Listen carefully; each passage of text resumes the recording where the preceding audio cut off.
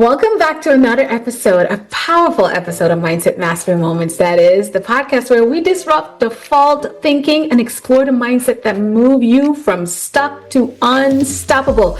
Yes, of course, I'm your host, Dr. Alisa, the #1 mindset disruptor. And today we are diving into a conversation that will reshape how you see resilience, leadership, and personal power. And you all know I love to talk about personal power. Our guest is no stranger to adversity or victory. At 30, Shannon Clark Johnston woke up paralyzed. This is so fascinating and gripping. That life-altering moment didn't just change her physical reality, it rewired her approach to leadership, success, and the human spirit. Today, she is known as the people expert, a powerhouse speaker, coach, and strategist who uses neuroscience-backed framework and a raw personal insight to help leaders to rebuild their careers and reclaim their mindset while leading with authenticity. She is definitely a powerhouse, and she's in studio here with us on Mindset Mastery Moments. Shannon, welcome to the show. I'm so thrilled to have you with us. Thank you so much for having me. I mean, I had to be on a podcast that's about mindset.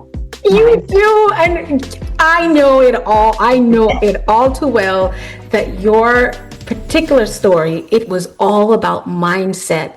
That you needed to change and restructure and reshape along the journey. So let's talk about the moment when everything changed. Take us back. How did waking up paralyzed shift your understanding of control, mindset, and leadership ultimately?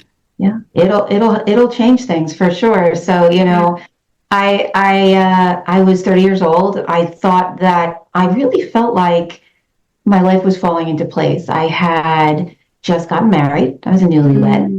Bought my first home. I was just promoted at my job that I loved. I had a new little puppy. Her name was Gizzy. And it was like one of those, feelings where you're like, okay, yeah, this is now flowing, right? Things are happening. And yes, within about 36 hours, I became totally paralyzed from the waist down and went to the hospital. And I mean, I don't know if there's anything worse than that, but they didn't know what it was. So, you go to the hospital, you think, at least I did. I think before you have anything wrong, you think they've got all the answers there. So I'll get the answers. It was days and days, lots of tests. And then finally they diagnosed me with what's called transverse myelitis. It affects less than 1% of the US population every year. So lucky me. You end up being in the 1%. Wow. Yeah. So basically what it means is that different things happen, everything from AIDS to lupus to MS. And there's a lot of things that can cause it. And then it's the swelling of the lining of your spinal cord. And so they didn't know for many days what it was. And once they found that out, they did a lot of fact finding. And to make a very long story short, it was a very bad flu I had a few weeks before. Out of nowhere, my immune system went crazy, overreacted. I'd never been in the hospital a day in my life. I was healthy as can be. So when they finally diagnosed me, within about 5-6 days of arriving there, I was like, okay, great. Took a little while, but let's give me the medicine and we'll get better. And they were like, it doesn't really work that way. And, they explained that they were going to give me some really heavy doses of steroids and they hoped I might get something back. So that was a moment. Yeah, that was a moment. So it's just a whole, I have to be honest, I don't know if anybody remembers after school specials or even like Lifetime movies. It was like I was trapped in a really bad one, like of your own. My own. I can relate to that. Yep. Right? Like, what is happening here? Like, am I being punked? Like, so then they started, doing the treatment. And by the time I left the hospital a couple of weeks later, I had moved from the hospital bed to a wheelchair, and then I left with a walker. So I had some ability, and then slowly over time, eventually down the road, moved to a cane. And now I do still, walk with a little bit of a limp, but I'm able to do a lot. And I have, most of my function back. In fact, about a third of the folks who get what I had, they get full recovery. Oh, Another third never walk again, and another third are like me, where it's like somewhere in the middle, like there's some, variation. So suffice it to say, I had to, rethink everything physically, mentally, my marriage at the time that was brand new, yes. what my definition of success was, Right. everything. Oh, we're gonna know what that is at the end. I'd love to ask that and flip the script. My goodness. Did you have a predisposition to be impacted like this or no? I mean, not that they ever, found out. In fact, well, knock wood, I haven't had any serious illnesses since either. So really what they just described to me was an overreaction of my immune system. Now, I will say this, and I don't know where you want to take this or if you would agree with me. I believe in the mind-body connection. And I do too. right? Yes. Well, yeah, absolutely. The mindset is really impacted by what's going on in your life, which then, of course, in my opinion, can impact the body. And I think really, upon a lot of reflection afterwards, not necessarily in the moment, I knew I was in a bad marriage and I knew something was wrong and I don't even know how conscious I was of it. And that was, I do feel ultimately the cause where something was going on in my body and I was suppressing it. And there you are. And it's amazing. I always tell people, it is so amazing what that mind body connection and what you can do, the power of positive thinking and the power of what can happen if you're in this perpetual, zone of stress all the time. Come on now. Mm-hmm. Oh, you're having church. Listen, pass the offering basket around here. We're done. Hallelujah. Shut the doors. Mic drop. Speaking to the choir. I mean, let me say, I 100% subscribe to Mind Body. Yeah. I personally have an autoimmune disease, Hashimoto's disease, and they didn't know until I was about 35 years. So I got fully diagnosed about 10 years ago, and that would have been about a year and a half after I'd had gone through fertility treatments, became pregnant and miscarried and couldn't figure out why. But they had told me, because I was having problems with my legs, I would wake up and not be able to walk. My ex-husband had to put me in a tub so my feet I had to get in warm water and stuff to kind of loosen things up after I slept. So sleeping was harder on my body than it's weird stuff. And doctors were treating me for different things, but never all together. Look at me as a whole being, to figure it out. And then finally I got a doctor who did, right, and put everything together. And then also said, oh yeah, you're one marker off from having lupus, which still don't know what that means, but Hashimoto's, I don't know if you know what that is. I do. It's autoimmune, and it's where your immune system attacks your body instead of protects it. So my body, or anyone with Hashimoto's and lupus as well, our body is on the opposite of everything. So when my white blood cell count is super low, that means my immunity is higher. I can fight off better. It's just weirdest thing. So when you said that, I was like, oh yeah, I wonder if that's why I asked. My point is though, I was suppressing a lot of toxicity in that marriage. I had gone through things that people don't know about, and I wasn't being beaten or starved, but the toxicity of what I was experiencing and suppressing, the suppression would be it. To keep moving along and I'm fine, I'm resilient, I'm strong, I can do it till death do us part, And so inside I couldn't even hear myself cry. So all that just fed.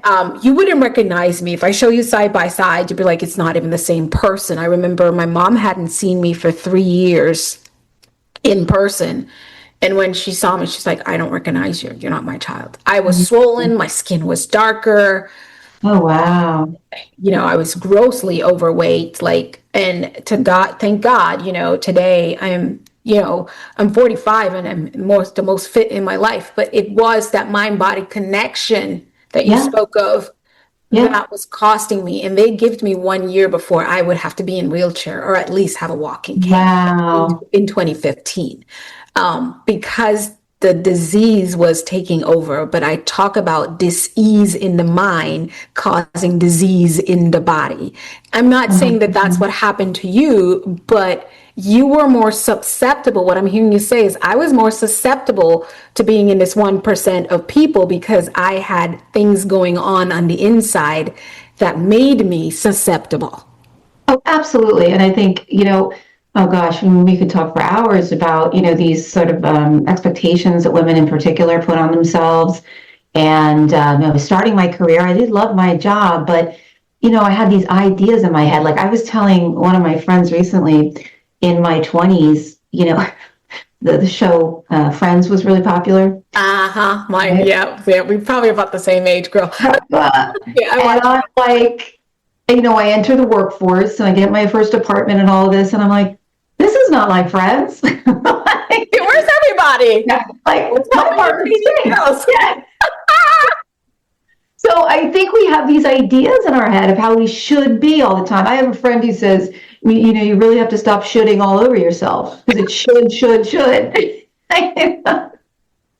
So I Oh my think, gosh, because our shoulds are not driven. I think I had a guest on who said our shoulds are not ours. They're shoulds that came from someone else. that's And right. so that's why I love that you talk about authenticity, because now you're owning your shoulds. That's Should is right. only according to you and for you and by you. Everybody Right. else has got free will to do what they should and want to do. Stop That's shoulding. right. No, stop shitting on yourself. No, it's like it's what you see on TV, or it's what your parents think you should do, or it's what you just, oh, I went to college for this, so I have to do that, and well, I have to make this marriage work, and I had a big wedding, so many All these things. people are expecting this thing to work. Right? How am I going to say this Don't isn't care, working? Shannon. Yeah. You would be surprised. All the people who were in my wedding as groomsmen and bridesmaid when my ex-husband got remarried 3 months after divorce, they were all wishing him well. And I know they're probably listening to this episode and asking for their cake. Like I didn't even exist. Listen, I needed to see that to understand how much people don't care. It's all about them. And, and that's how I'm 100%. like, Yeah. Yeah. No, absolutely. In fact, it's funny you say that. I remember, when I was sick, and then I really wanted to rush back to work. I think because I wanted like something normal. I wanted like this old version, right? Like, yeah. I went back to work way too quick. It was several months later, and I didn't go full time, but I was slowly, and I was working as a trainer. I was a corporate trainer at the time. So here I am standing up, in front of the room, but people would over time, they would say, oh, how are you doing? And like, I would start to explain that maybe I wasn't doing great. And you could like sort of see their eyes glaze over. And it really isn't even anything against them. It's like, I think it's human nature to they just want to move on. Like you said, like, okay, well, you're divorced now. Like, where's my cake? Like, it's just sort of like, it's over. You got your minute. Like everyone is, I don't want to say everyone's out for themselves. We're all worried about ourselves. But there is this realization, especially as you get older and you go through things, that we have to run our own race. We have to stop with the shoulds because people don't care. You're absolutely right. Oh, I can't, you're on the. Yeah, they don't care. They absolutely don't care. And because people, I think we become such a more self-observed, self-focused. I want people to be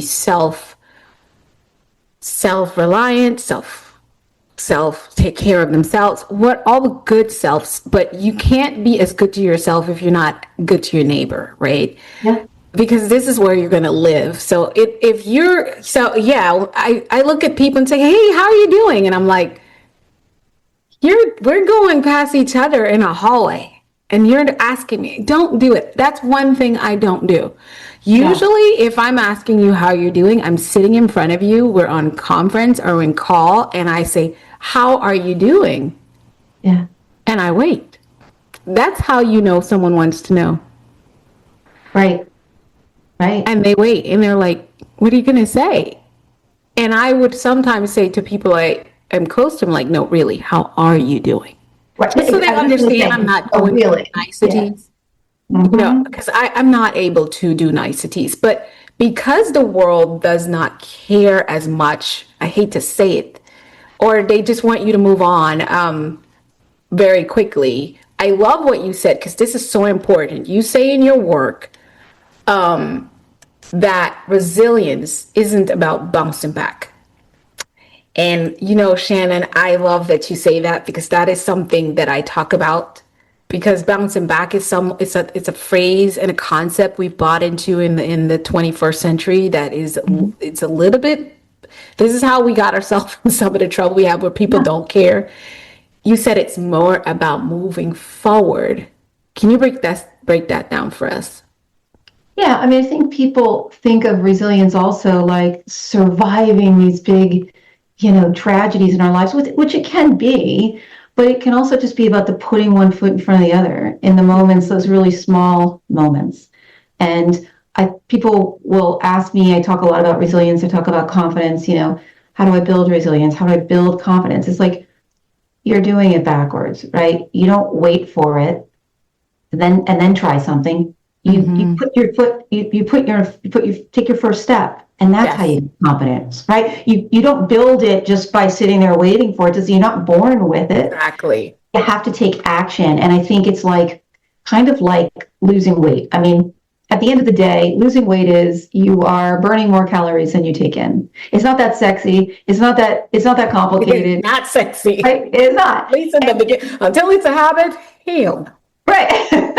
But we don't understand resilience and confidence. We think either you're born with it or we think it's this big, huge moment. It's really built in the small stuff and just making, and it's not people. I think a lot of people, to your point, like they don't want to put in the work of it all. Yes. And they just go like, oh, you got to bounce back and like move on. It's like, no, no, no, that's not the way it works. I need to take a step here and then maybe over here. And then maybe I divert a little bit and slowly but surely. I mean, like for me, I had to learn all of these physical, literally how to walk again. But then I also had to learn, emotionally how I was going to deal with my body not being okay anymore, not really being the same person anymore, Right. or something like that. And that doesn't happen in a moment. You don't just bounce back.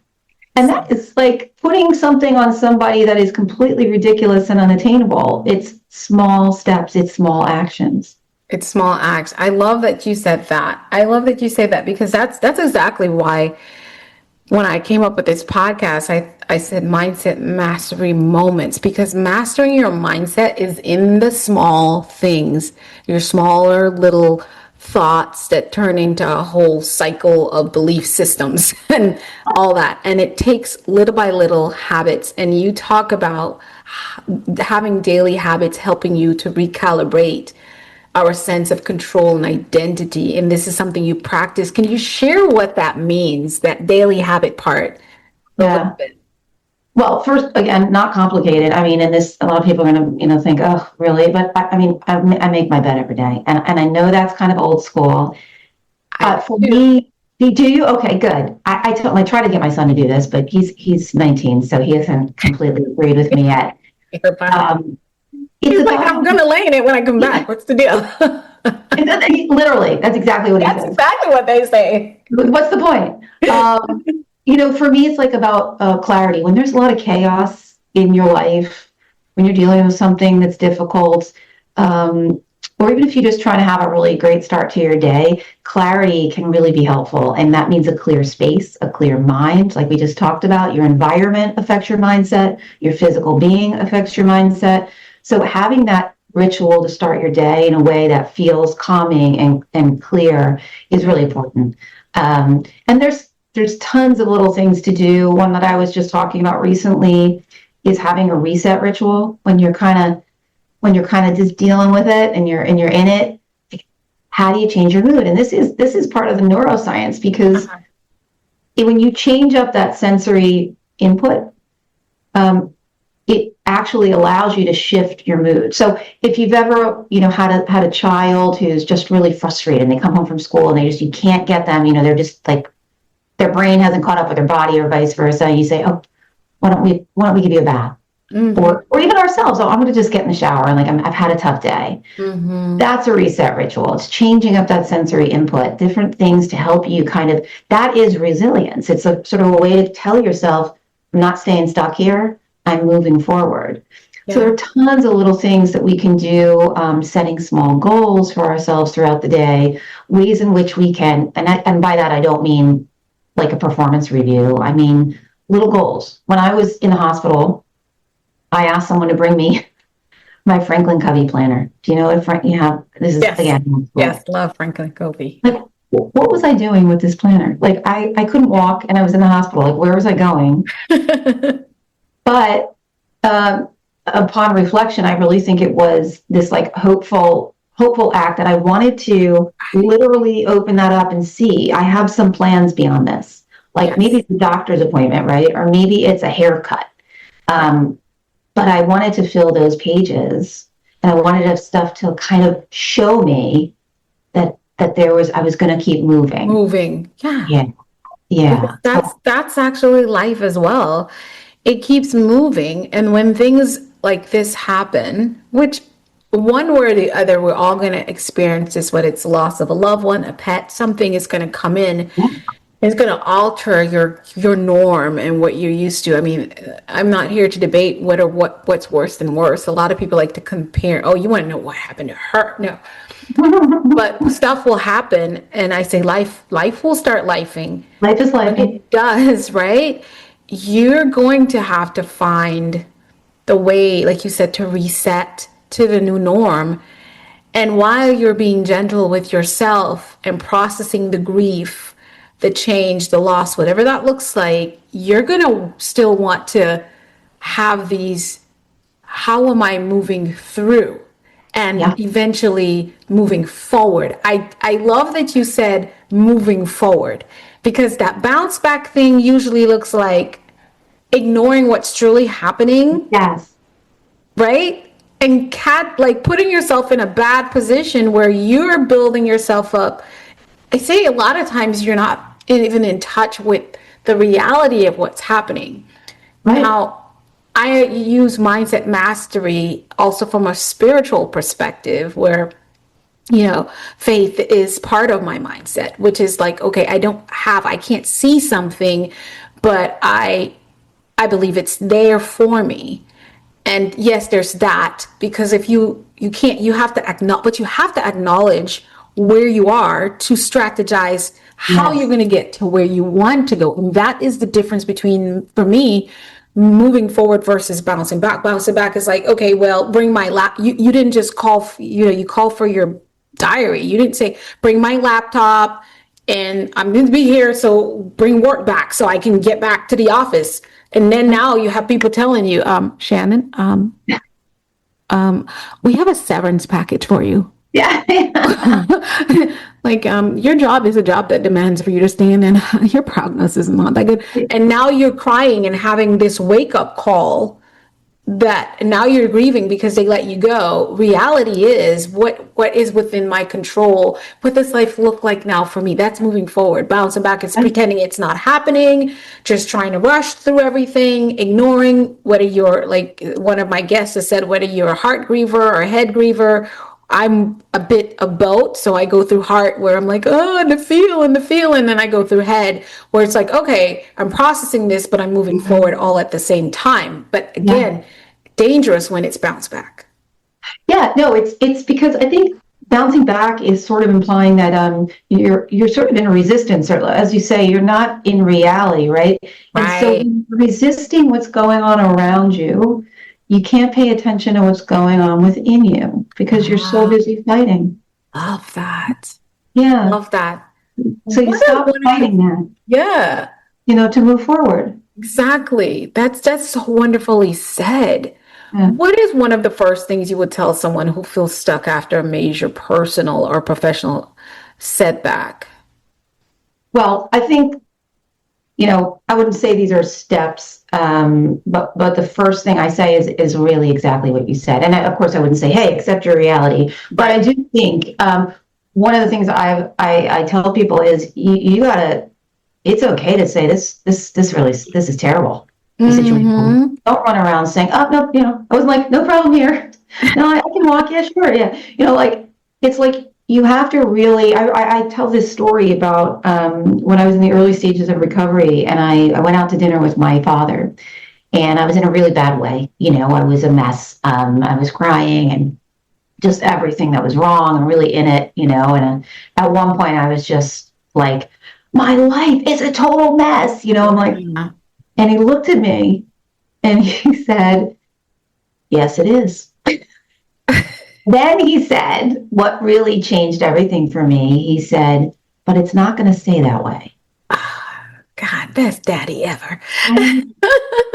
And so that was a turning point for me because, through every physical therapy session, every doctor's appointment, every tough, turn in the road, it was like, okay, it's not going to stay this way. It's not going to stay this way. And it really kept me focused on words to hang on to. Right. But I also at the same time was like, you know what? It's not just about surviving this situation. It's about really understanding myself in this situation. Who am I when I'm not the Shannon of, a few months ago? Who am I like this? Identity. Yeah. What do I need? What do I need to avoid? Yeah. I was someone who was always going. And this literally obviously knocked me off my feet. And like a good day when I was in recovery was like, oh, I showered. And then it was like a little, a few weeks later might be, oh, I went with my dad to Target, or, like I had to, that had to be an accomplishment. Yeah, because you would go to Target, Walmart, pick up, cooking dinner,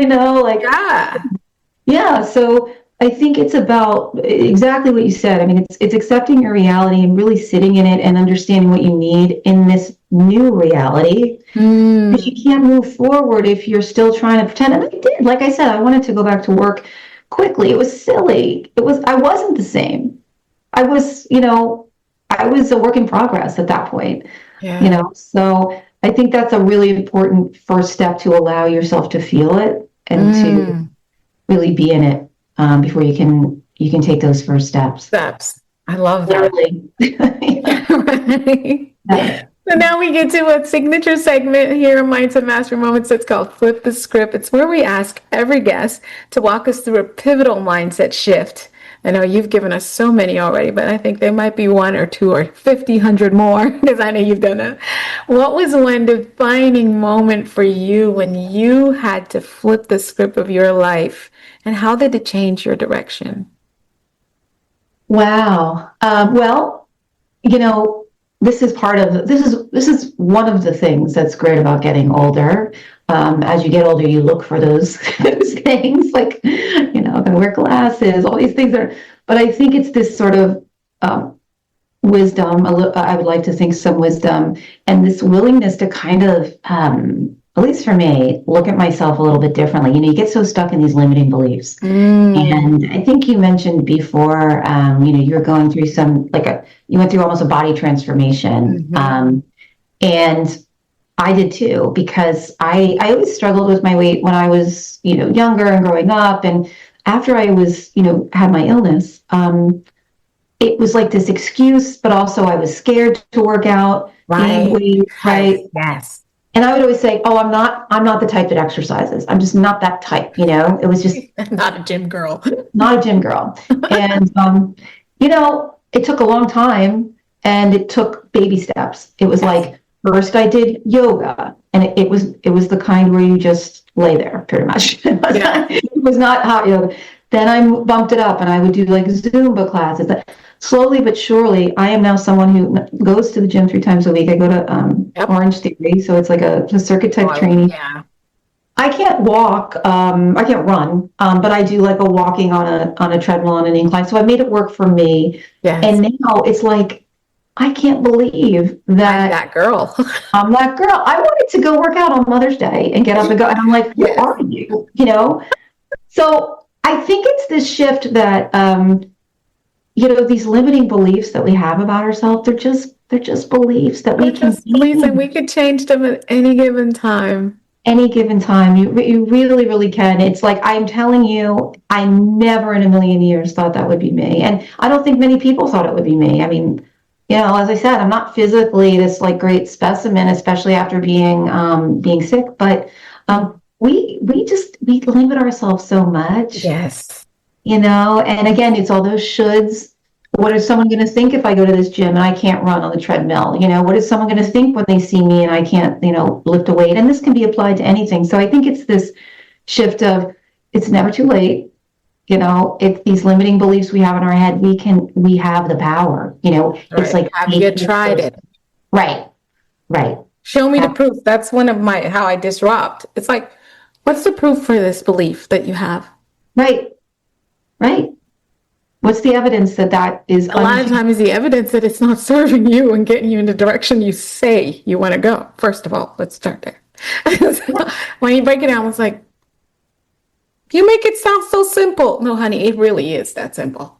It is, but we get so in our heads. We get so caught up, right, with the history of who we are and what we think, and it can really stop us from living like our best lives. Because just like you, I'm in the best shape of my life. Yeah.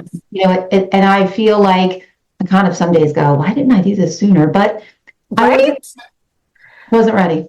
But it's like I tell people, it's been 5 years for me to do that, because I got, I went down to 160 something after being 200 plus pounds, and I was fine there. And I got sick and had to have surgery and stuff. And I got up to 180s, and I was like, it's not too bad. I'm kind of okay there too.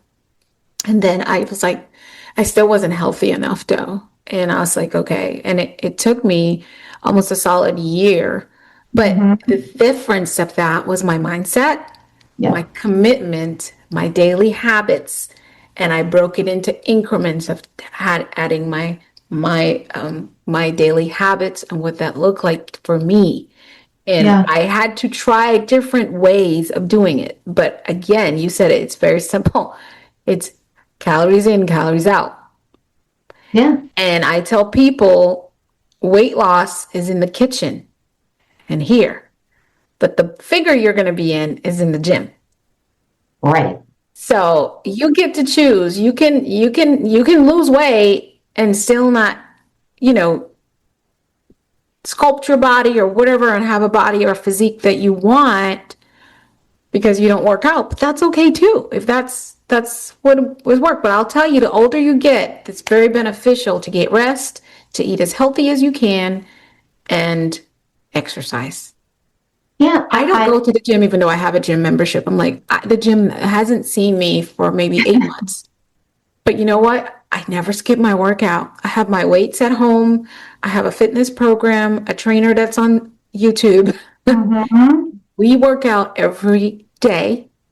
And then I would take a break every 2 weeks. I'll have like a 1-day break because I work out the way I do it that works for my body. I do intense workouts and I get it in and I get it done.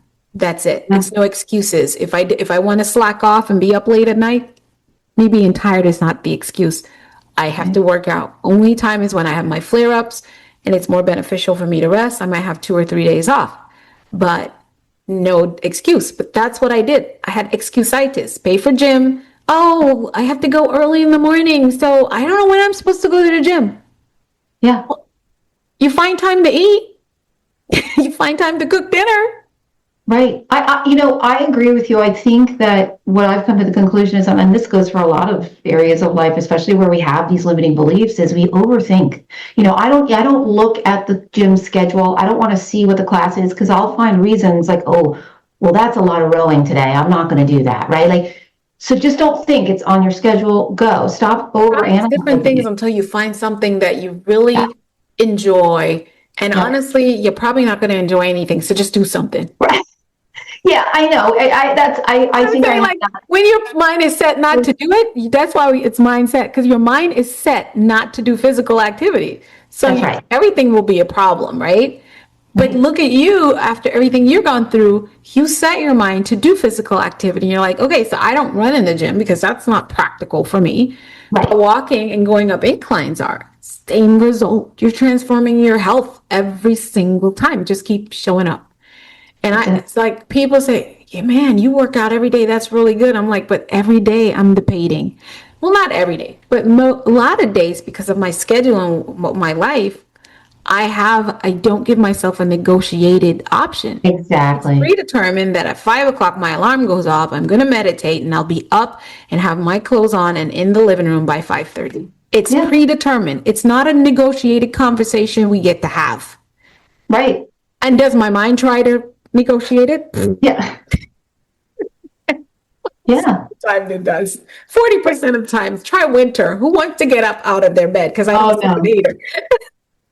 No, and this is what I say, it's like people think that, maybe someone who works out or people that look, oh, you're so confident, you're public speaking. But the reality is the difference is that people who are successful at these types of things, they have the tools, right? They're not just born differently. It's that they have the tools and they just put one foot in front of the other. There's nothing, that's like one thing I would love to share. Like I don't want to say there's something special about it, about these people, but there really isn't. It's open, it's available to everyone. You just have to take the first step. And Yes. then again and again and be Again. right. It's not a really, it's not an inherent trait. It's available for all. Exactly. For the last 2 years, every day I get up and work out is my first workout. I'm not making it up. I treat it like I think because I had so many years that I didn't and I wasn't taking care of my body, that even almost 2 years later, I'm still feeling like this is so wonderful what I'm doing with my body. It feels so great that I did a workout today. Yes. I don't know how long that's going to last, but it looks like forever because it's been 2 years almost now and a good solid year of almost every day.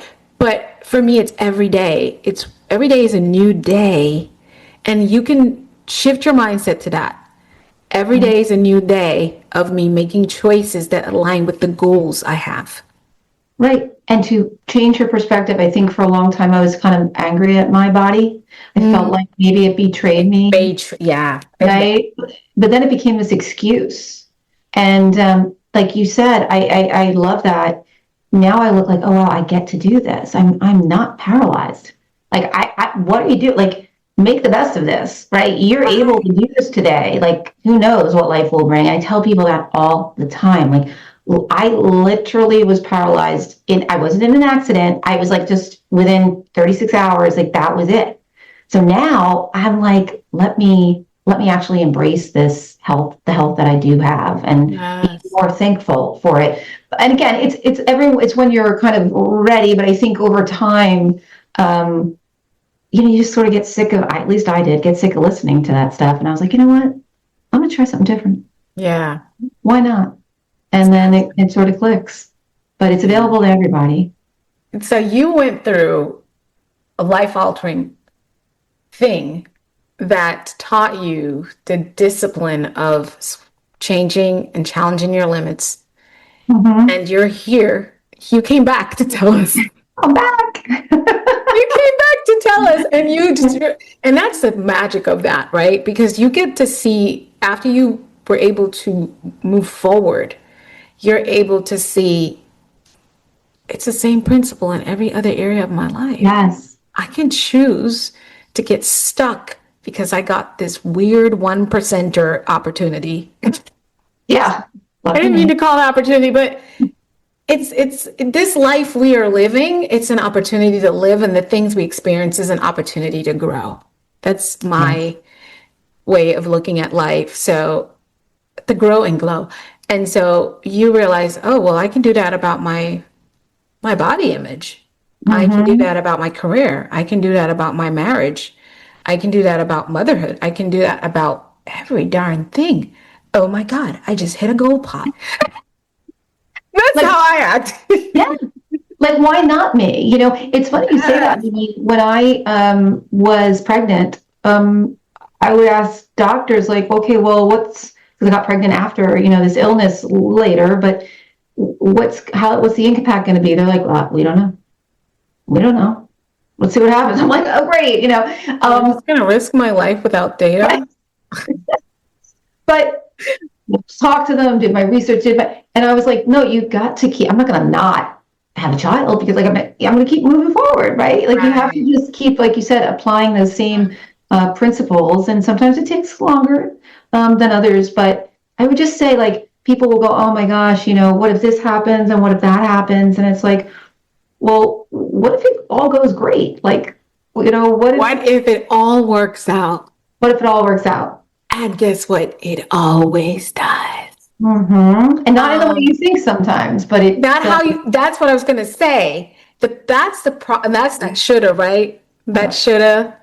Because the way we think it is, it's not the design. Like someone designed a friend's scenario.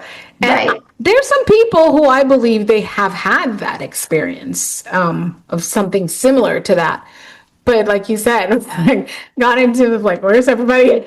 Where's everybody? Like, where's the coffee shop? Like, this is boring. I'm showing up. I gotta go to work. Like, you're like, this is my life. I gotta work extra hard because if I don't, then I won't have my rent money. Yeah, and like my apartment is not that big. Like, I don't have to pay this much for this little spot. Right. Yeah. That's my house and my marriage. I'm like, I want to be Claire Huxtable. Right. You do not give bill. Right. You're not giving that. And the doctor says, oh, you're not going to have kids unless you do IVF. I mean, I'm not going to have Theo and Olivia.